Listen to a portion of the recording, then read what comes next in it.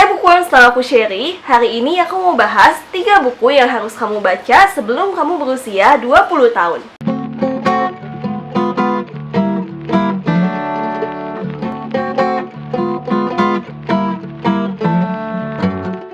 Waktu kamu berusia 20 tahun, karena aku udah melewati milestone 20 tahun, dan di tahun ini aku bakal jadi 21 tahun. It's pretty big, karena rasanya 20 itu kita udah jadi dewasa, tapi kita merasa aku belum sedewasa itu. So, I don't know, kayak ada buku-buku yang aku harap aku baca waktu aku belum berusia 20 tahun.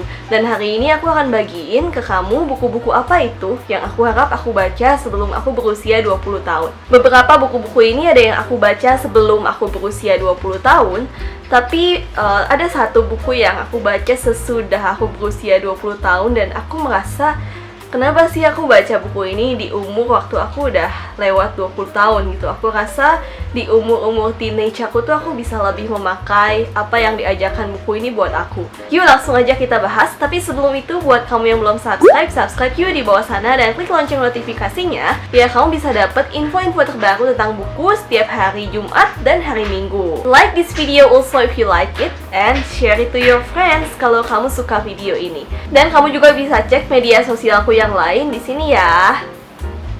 Oke, yuk langsung aja kita bahas. Jadi, yang pertama, ini buku yang paling awal yang aku baca, yaitu Dunia Ananya karya Jostein Gaarder. Kenapa sih disampul? Karena waktu itu aku pernah minjemin buku ini ke orang lain dan ternyata hilang.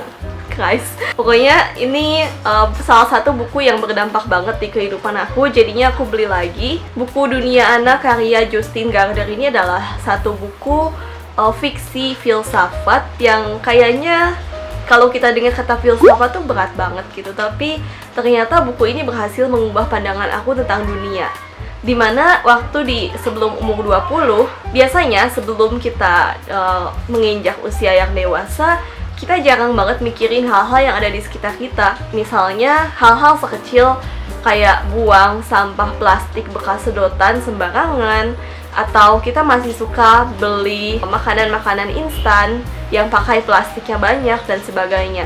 Nah, buku Dunia Ana ini tuh seakan-akan membawa kita buat membayangkan gimana sih kira-kira bumi 50 tahun lagi kalau gaya hidup kita seperti ini gitu. Apakah nanti bumi 50 tahun lagi tuh akan tetap sama atau kita bakal makan makanan-makanan sintetis karena sumber daya alam tuh udah jauh berkurang. Jadi kedengeran berat topiknya, tapi aku rasa di dalam Dunia Ana ini Jostein Gaarder berhasil membawakan topik yang seserius itu dengan cara yang cukup menyenangkan. Jadi aku harap kamu baca buku ini sebelum kamu berusia 20 karena ini akan mengubah pandangan kamu tentang bumi dan gaya hidup kamu.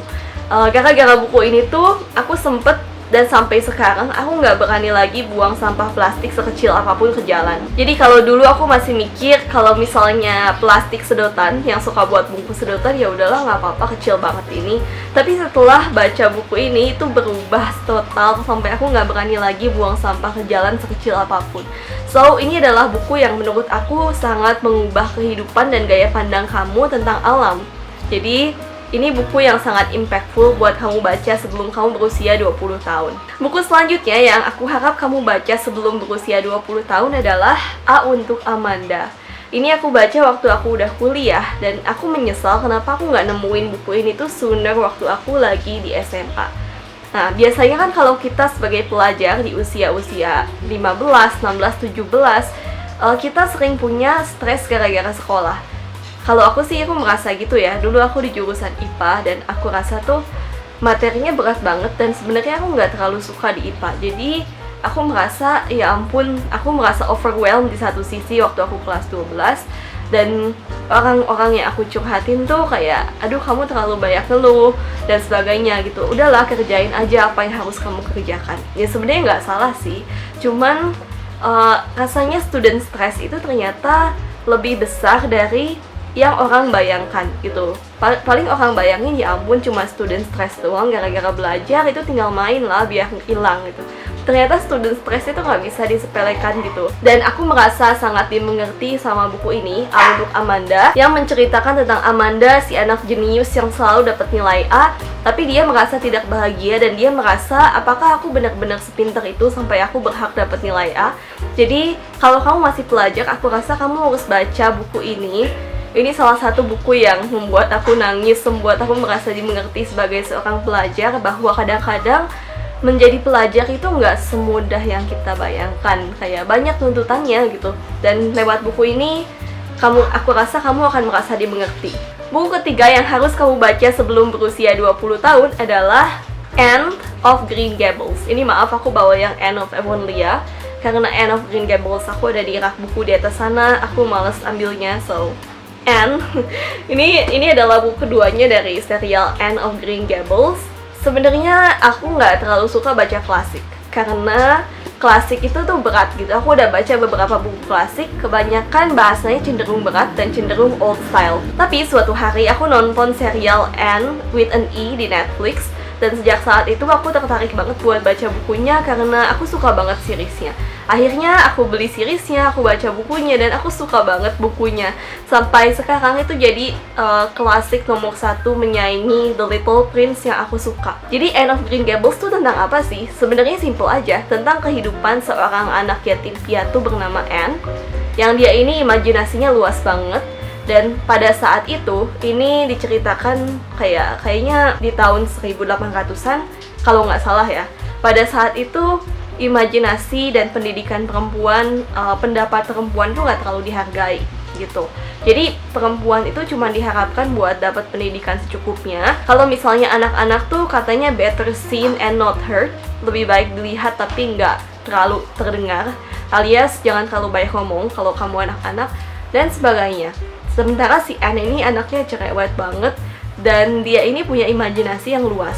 Nah, suatu hari dia seneng banget karena ada yang mau adopsi dia, tapi ternyata adopternya salah ambil. Jadi harusnya yang diadopsi adalah anak laki-laki, yang datang malah si Anne ini, yang dia merasa insecure banget kalau selama ini kayak nggak ada yang suka sama dia, orang-orang dewasa, karena dia orangnya cerewet dan suka melamun, suka berimajinasi.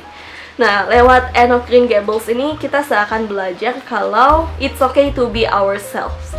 Gak apa-apa buat bermimpi, gak apa-apa buat jadi diri sendiri. Dan aku merasa Anne of Green Gables ini adalah buku yang hangat dan menceritakan pandangan seorang anak tentang dunia. Dan dunia yang kita lihat tuh gak sesimpel itu. Dan lewat Anne of Green Gables, aku jadi terinspirasi buat bermimpi lagi. Yang dimana aku udah mikir, kalau misalnya aku dulu punya mimpi-mimpi, misal aku pingin kuliah di Jepang, aku pingin kuliah di luar negeri, aku udah mikir kayaknya susah banget, udah deh nggak usah. Kayaknya kalau aku hidup begini aja juga aku udah oke banget deh, hidup aku udah oke. Tapi lewat Anne of Green Gables, aku jadi termotivasi lagi buat nggak mengubur mimpi-mimpi aku. Jadi buat kalian yang masih punya waktu buat bermimpi, kalian harus baca Anne of Green Gables ini, karena buku ini bakalan beneran memotivasi kamu buat terus bermimpi dan gak melepaskan mimpi-mimpi kamu. Itu impact yang besar banget dari buku Anne of Green Gables. Nah, dari 3 buku ini, yang mana nih yang pingin kamu baca duluan? Boleh tulis di komen di bawah ya. Buat kamu yang mau beli juga, aku akan kasih linknya di bawah sana, so check it out. Nah, buat kamu ada nggak sih buku-buku yang memberikan dampak buat hidup kamu dan harus dibaca nih sebelum umur 20? Boleh tulis di bawah sana ya. Oke, bookworms, thank you for watching. Happy reading and bye-bye!